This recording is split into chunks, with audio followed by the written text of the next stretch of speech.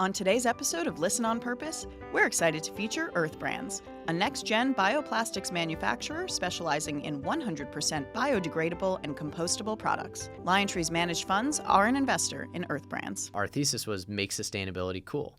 We didn't want it to be like a niche thing that only certain groups cared about. We wanted it to be mainstream, and to us, to replace, the iconic American red Solo cup, we said we're going to have to make this product cool, and once it's cool, then everyone's going to care.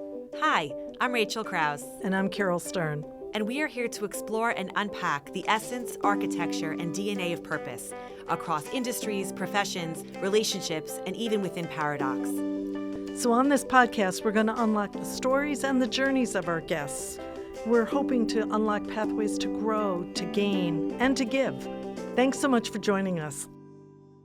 Today, we are thrilled to welcome Misha and Peter, the innovative minds behind Earth Brands, whose mission is to revolutionize sustainability with their eco-friendly products, starting with their flagship product, Earth Cups. We're really excited to hear about your journey, from witnessing environmental waste on your college campus to creating a product that champions environmental stewardship. Misha, Peter, thank you for joining us today. Hi there. Hi. So let's start at the very beginning. Take us back, how you know each other, how the idea came to be. Give us the story behind Earth Brands and who you guys are. Yeah, so we actually met each other before college. We were both competitive tennis players in the New York City area, so we knew each other from tournaments, from practices, that sort of thing. And then we ended up going to Williams College together, and we both played tennis there. And two of us were always kind of interested in entrepreneurship, and we had started companies kind of for fun in high school and whatnot. And then in college, we decided to put our heads together, and we came up with a couple bad ideas and some stuff that didn't work, and a couple things that kind of stuck, and we were able to get some friends involved with. It wasn't until kind of the beginning of our sophomore year at Williams we had seen all the plastic waste firsthand that college students go through. So at parties and even in the dining halls and what have you, and those ubiquitous red plastic cups. We saw them everywhere. We'd walk to tennis practice, we'd walk to class, we'd see them on the side of the road. And of course, Williams is not by any means a large school. It's 2,000 people in the middle of the Berkshires. And it still pained us to see all those cups. And we thought to ourselves, imagine at a big University of Texas or Michigan with 5, 10 times, 20 times the amount of people. Must be a bigger problem there. Around the same time, we'd started getting interested in environmentalism. We'd taken a couple classes, and we actually had volunteered for a program at the beginning of our sophomore year where we were compost friends.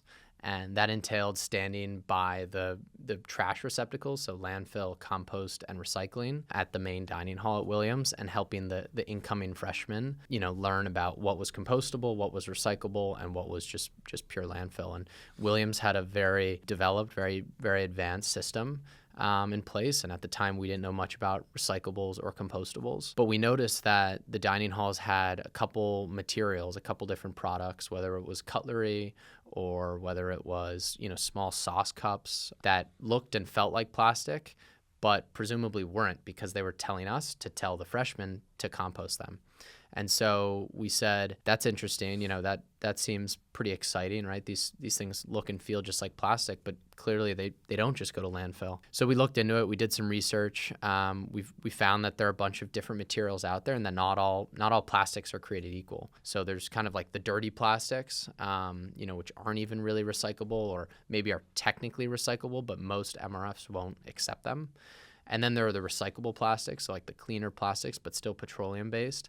And then there are the plant-based plastics, and that was what we were most interested in. So our thesis was pretty simple. It was that, hey, there are these plant-based plastics and compostable items. You can't go to the local liquor store or even a big grocery chain and find them on the shelves, and that's a problem. And so we said, let's make a brand around it. Let's use some of these different materials. Let's do some testing, and let's try to sell it to college kids. And back then, that's what we did. We emailed a bunch of different suppliers and material scientists and started doing testing. Got samples. The first samples weren't great. We did more, probably 7, 8 batches later, and finally landed on our first batch of Earth Cups. And we sold those into the college market at first, to sororities, fraternities, just individuals, different groups. and then branched into the food service industry, which is mainly where we play now. And how did you decide, even amongst and between you guys, how this all came together? Yeah, so Peter said it really nicely. That's kind of how we started. During COVID, Peter didn't mention, but we actually started a first company together called Earth Caps, and we sold hats made out of recycled plastic bottles. And then we kind of came up with the solution to replace Solo cups. And just quickly along the lines of, we realized Solo cups is a huge market, it's a huge opportunity, but it's a huge problem in terms of plastic waste. Do you want to guess how many Solo cups are used in the United States every year? I'm scared. I'd be afraid. I've been on too many college campuses. Give us a number, a guess each. I wouldn't even know where to start. I mean, in the hundreds of millions, I would imagine. Yeah. 6 to 8 billion Wow. Solo cups are used in the United States every year. And as Peter said, they're made from dirty plastics, right? But there's this whole other category of plant-based materials that exist, but it's not marketed. It's not, nobody's branding it. Nobody's educating consumers about those materials and what they do and what you do with them. So we kind of put our heads together. We did research, launched Earth Cups as our first product, like Peter said, went off after the college market, which is a huge one, and then went into the food service industry, breweries, bars, stadiums, festivals. We've always known we would make a great team. We've known each other for 10 years. We call each other yin and yang, like we balance each other out really well. I do things that Peter can and vice versa for sure. So it's just been super fun every day. And what was, like, when you think back to that, what was the biggest hurdle? Yeah, I guess getting our start and not being too petty about things. So, I think maybe untraditionally we didn't like sit down and figure out roles and titles and equity and all this stuff that these days I feel like you hear of founders doing. Instead, we kind of said, hey, let's just build this. Let's just see what happens. And we got some good advice back then from a couple mentors and folks who said, look, at the end of the day, everything's probably going to be worth nothing. So just go ahead and just go for it.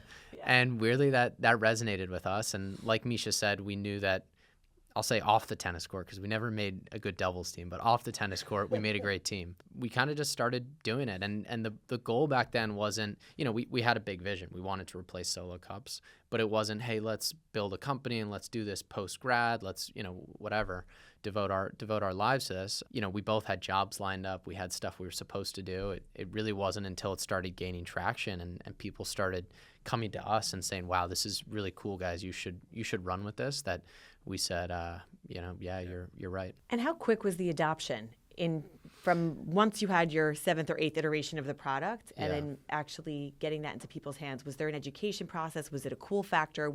How quick was that adoption, and what were the barriers to entry? Yeah, definitely an education process, definitely a cool factor. I will say I remember from those early days, it was the two of us messaging people on Instagram, texting friends. It was very much, a scrappy approach. But when we landed like our first fraternity, which back then was a big deal for us, it was only a few thousand cups, but we landed our first fraternity, and it was a fraternity up at Cornell, and we sold to them. They were super excited about it. They'd said a lot of things that resonated with us, right? They said, yeah, we have to clean up every Sunday morning, and it's plastic everywhere, and it makes us, feel guilty. And we're like, yeah, that was our experience too. And so we sold to them, and a week later, pretty hands off, we got reached out to by a different fraternity at Cornell, and then a sorority, and then another sorority.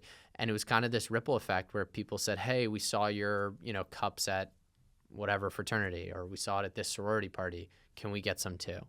And that was awesome because, first off, it was hands-free. It didn't require us texting and moving the stuff, but it also, it was indicative of the fact that people were starting to catch on, and people cared too. It wasn't just two guys at Williams College. It was an issue and a feeling elsewhere. But what was the biggest stopgap? I mean, in terms of, all right, so we have this great idea. Now we have a product. People are starting to see it. I think there's a lot of people who kind of wonder, so what did you face that was the hardest in the beginning? Yeah, no, I was going to say, one thing, there's definitely a lot. We didn't know anything. We didn't know how to raise money. We didn't know what a safe note was. We didn't know where to get money. We didn't know if we needed money. Obviously, during the time also when we started the company, it was middle of COVID.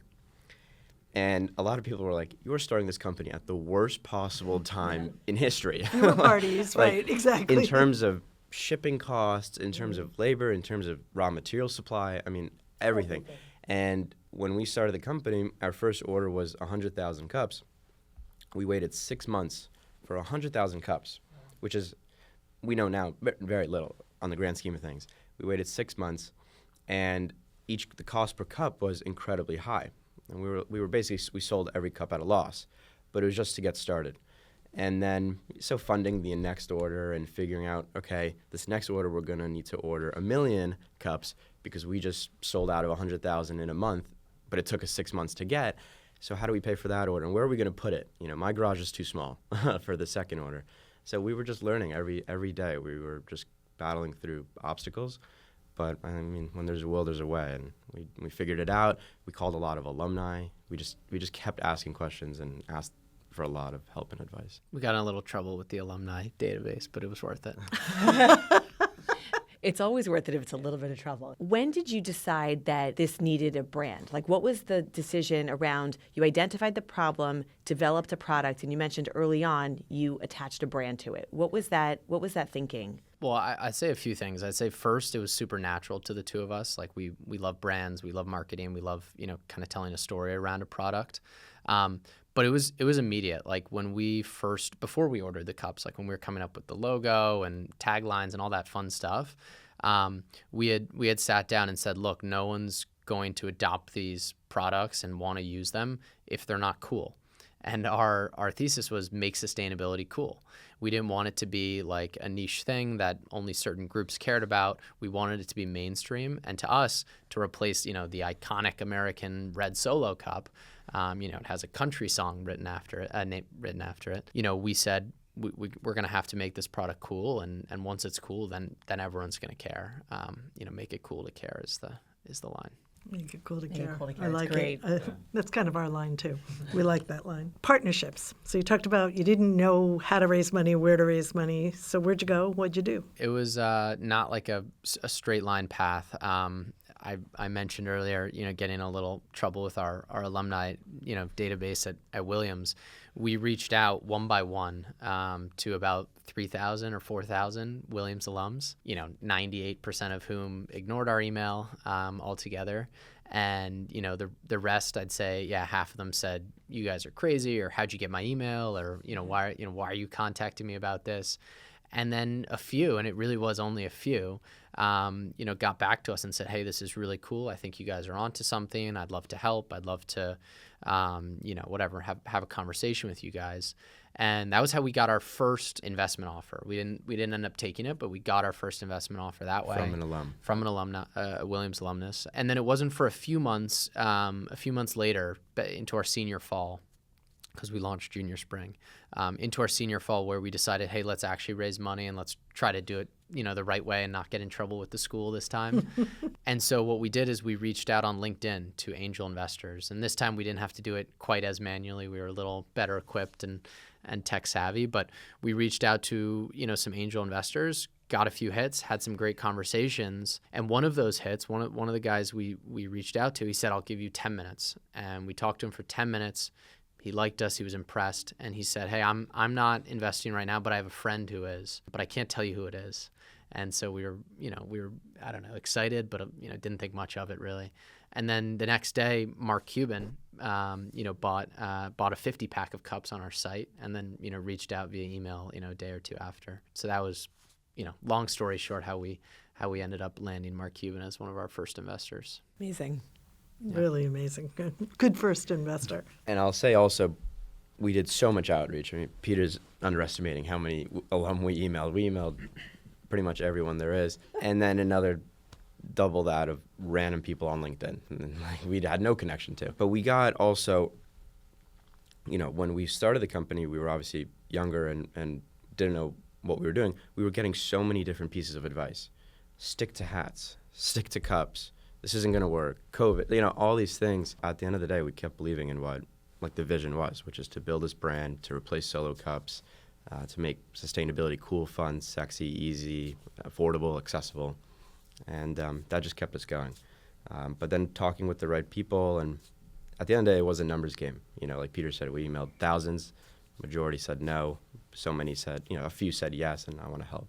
Do you measure the impact on people's value orientation around sustainability? In addition, there's obviously a very mechanical way of measuring value of the product and sales, and there's that aspect. Do you measure it all, like attitudinal shifts or ways that people think differently about sustainability? I don't know if we measure it, with any real data, but we certainly try to, understand how people's attitudes are shifting, how what people think of different materials, different products. We were lucky in some ways that we weren't necessarily the very first mover in the market. There were a couple companies that were bigger than us and had been around for the better part of a decade, experimenting with plant-based plastics and making different materials, cups, or different products, cups, other stuff. So some of that education piece have been done, but certainly now we're trying to take more of a data-driven approach. Again, we started kind of as that D2C brand, and we still have that brand, and we still sell to consumers, whether it's on our website, Amazon, sometimes over on shelves and stuff. But we're mainly in food service, and we're mainly selling to, as you said, music festivals and stadiums, and coffee chains is a big one, smoothie chains, stuff like that. With those, it's obviously a different market. People care about price, they care about supply chain and all that stuff much more than just people buying our products online. So we've gotten better and better at measuring the impact of when customers switch over to our products. We just did a closed loop program, which is where we set up with an event. So we did it with Princeton University for their annual class reunions. We set up bins. We collected, the vast majority. You can't always collect every one, but we collected the vast majority of the cups. And we actually delivered data to them saying, this is how many we collected out of this. This was the contamination rate. This is how much we recycled of other waste. And then we put that in terms of, this is how much in carbon emissions you save. That's equivalent to this many miles driving a car, stuff like that. So we're starting to quantify it more because obviously every company, especially the large ones, they have really significant sustainability goals, whether it's going net zero by 2030, whatever. And I think a lot of them don't, which makes sense. They don't have a clear path of exactly how to get there. And so if we can start to add that value and add that component to our product and its value add, I think that's really great, right? Because people say, oh, awesome, if I switch my 5 million plastic polystyrene cups to 5 million earth cups, these are the benefits I'm going to get, and I want to go tell that story, and and hopefully it'll help them hit some of their corporate initiatives and stuff. And do you feel like there's a mind shift that the receptivity is there, growing? I was just going to add, I think also we see it in our communications with our customers, large and small. They're starting to ask us about our plant-based offerings and do we have home compostable materials out yet? So you hear it more and more since we started. Our biggest customer is asking about recycled products and, hey, what about a compost bin? Hey, how do we compost these? Hey, can you set up a closed loop program in our stadium? Mm-hmm.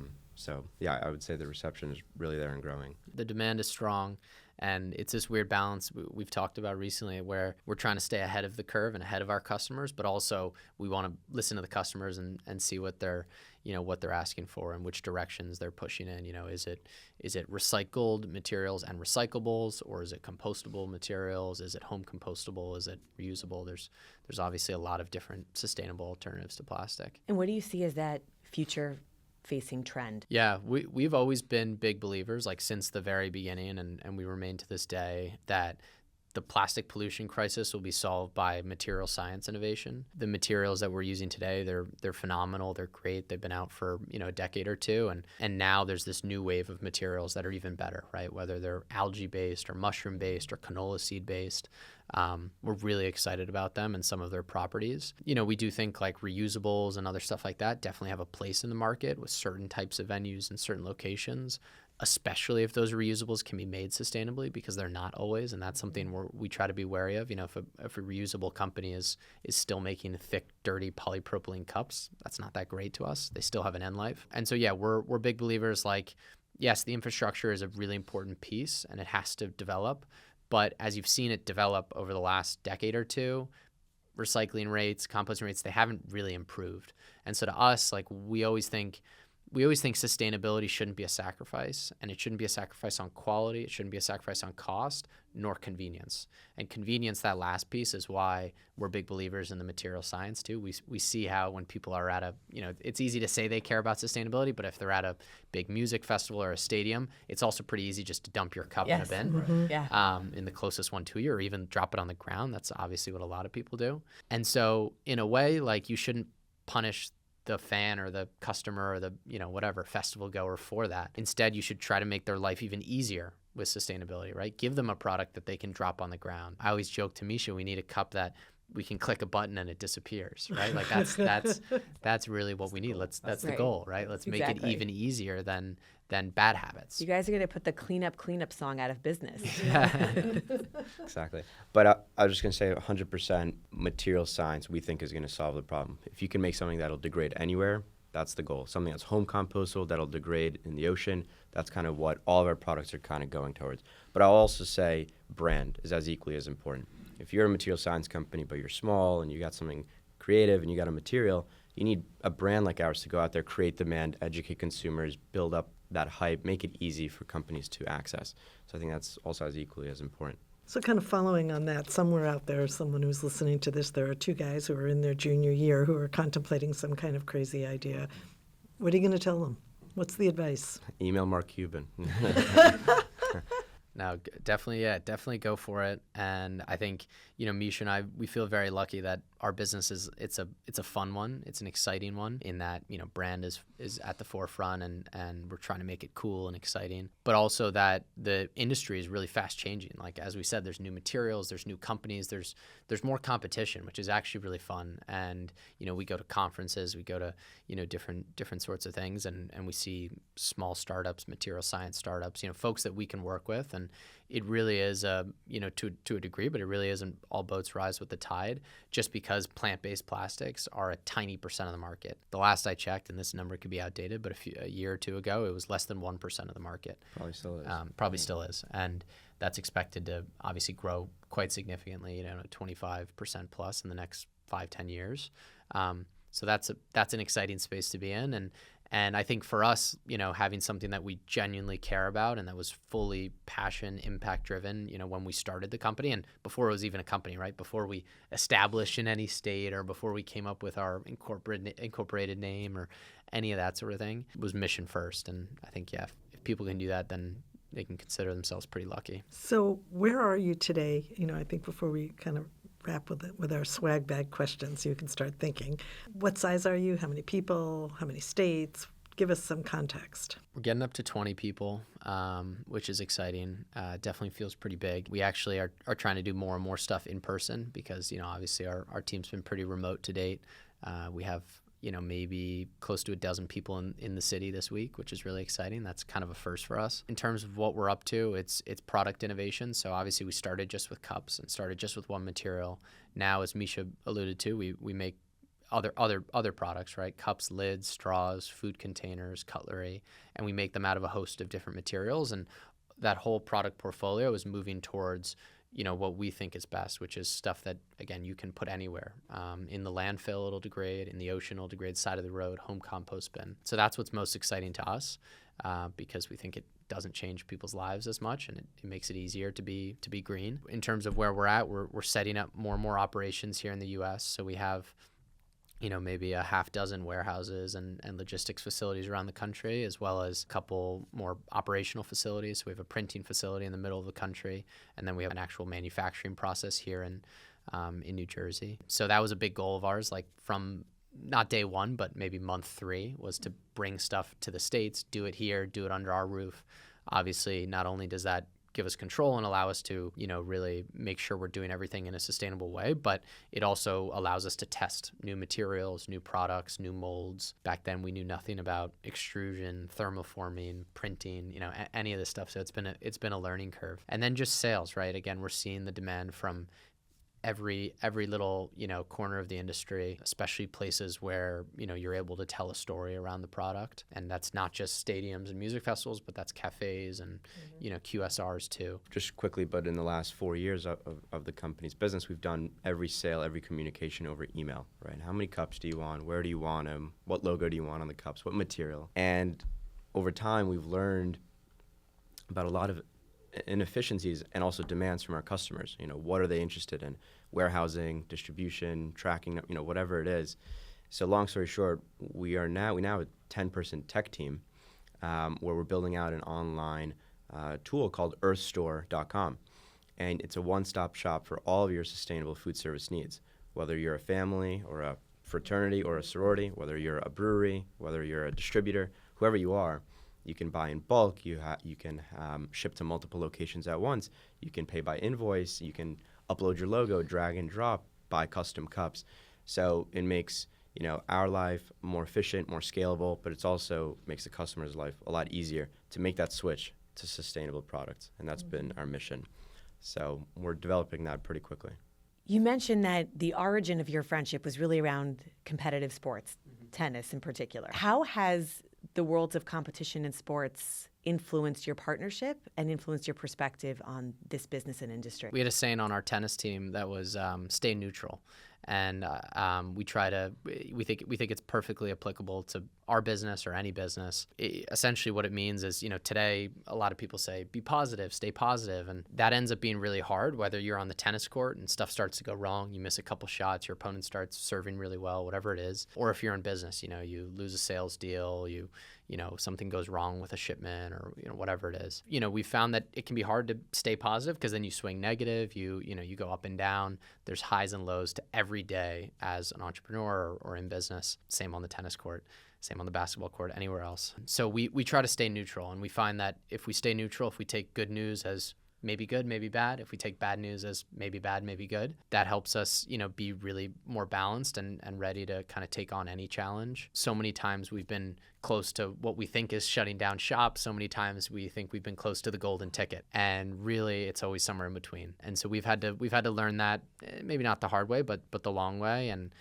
we always go back to this principle of stay neutral. I think also our relationship is quite special. Like, we know each other so well. Like, we know what we're good at, what we're not. As I said earlier, we know what we need on a personal level, on a business level. Another thing I'll say is we've always had this since day one, that our friendship comes first. So that's incredibly important. I remember, when we established that before we even incorporated the company. And then another thing I'll add is every time we make a decision, there's oftentimes I want to go right and Peter wants to go left. But we usually discuss it, and once we make a decision, we're fully committed and bought into it. So we never have the mentality of, I told you so, or I told you I was right, or never like that. So every decision we make it together. And I think that's really important if you have a co-founder. That's great. So along those lines, it's that time. Piece of advice, piece of wisdom, piece of joy, whatever you want. Some swag for our guests. I mean, I think kind of along those lines, what Misha said, like, doing something with someone is always more meaningful. I think not only is it quote unquote easier, because it's never really easy, but having someone else, having a co-founder, having a partner, whatever you do, I think is really important, and it's really valuable. And yeah, it might not work. Like, again, Misha and I had both started companies in high school and college even, and with other people, with, whatever, with siblings, that sort of thing. And none of it really had panned out. So it is really special. And once you do get an opportunity or have a moment to do something, again, looking back on the decision we made 2 years ago to go full-time, with our company instead of go work in corporate America. Once you do get that opportunity, I think realize that opportunity doesn't come around every year or every 2 years or every 5 years. And I think that was something that I didn't really realize when maybe Misha did more, but I didn't really realize when we were making that decision. And I was lucky to get some good advice from people telling me exactly that. When you have something, go for it and make it into the reality that you want it to be, right? It's not like, you hear these days that like there's $1 billion idea or whatever. Like, it's not that binary, right? It's not like there's a good idea and a bad idea. It's everything's kind of in between, or maybe there are good ideas, but ideas are kind of worthless, or maybe not worthless, but execution is really what's valuable. And I think, we took a pretty good idea And, it meant a lot to us, and we really just executed on it. And we had dozens and dozens of people telling us, oh, there's other companies doing this, or, you guys are going to get swallowed up by a big, manufacturer. How are you going to compete on cost and brand? No one cares about brand in food service, stuff like that. We were told every day for, the first 6-8 months. And it wasn't until we started building that movement around our product, right? Getting other people to care as much as us. We threw events. We got, at first hundreds of signups, then the next one a few thousand, then the next one 10,000. So it wasn't until we started doing that the people who were kind of the naysayers started believing, okay, maybe they are onto something. And certainly we had believed that for a while. Yeah, just quickly on that last part, I'm sorry to go backwards, but then I'll say my goodie bag. The reason also we had to raise money was the real reason. Have our moms let us do this full time too. We were gonna go into corporate, but we had this deep passion that we knew this was kind of in us to be entrepreneurs and whatnot. My goodie bag is learn to love to tell stories. Really, Peter taught me this over the years too. I think Peter's a great storyteller, and not made up stories. Also, I think stories obviously go back, since humanity started, and whether you have an idea or whether you want to raise money, right, or whether a customer's complaining, right, there's different ways you can address that customer. You can tell them about your story, how you're going to fix it, right? You can tell them no or whatever. So whatever you're doing, and I think it's incredibly important to have that skill, right? Whether it's creating a team and empowering your team and getting them excited about the mission and the future of the company. You want to tell them the story.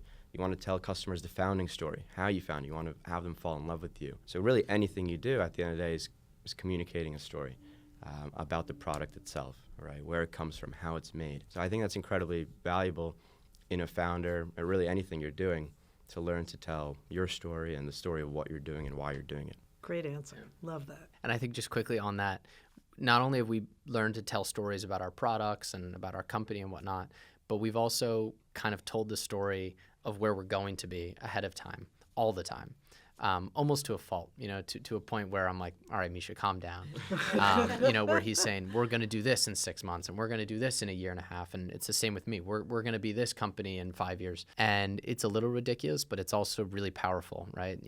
That stuff about, again, something we learned on our tennis team, vocalization is 7-8 times more powerful than stuff you think in your head. Positive or negative, especially negative, right? You should never, yell out, I'm stupid, right? Stuff like that, because that'll make you believe it. But certainly, with us, right, we joke that, we joke, but we're not really joking that we can manifest things, that we can say things out loud, or we can, kind of build that future that we want for ourselves and that we want for our company. And our world with plastic. That's really powerful, and it does go back to storytelling, right? That's why I was reminded with Misha, right? We tell our own story in a lot of ways. Great. Well, thank you very Thank you much. so much. It was a pleasure. Thank you, guys. Listening. Yeah, it's Really. fun to be here. Thanks. Thanks so much for joining us. Listen on Purpose is a series as part of KindredCast from Kindred Media and Audiation, with the phenomenal music by Rachel's 10-year-old son, Noam Kraus. If you like this episode, please make sure to subscribe to KindredCast wherever you get your podcasts and leave a review letting us know what you think. We are your hosts, Rachel Kraus And Caryl Stern. Thank you for listening. And find your purpose.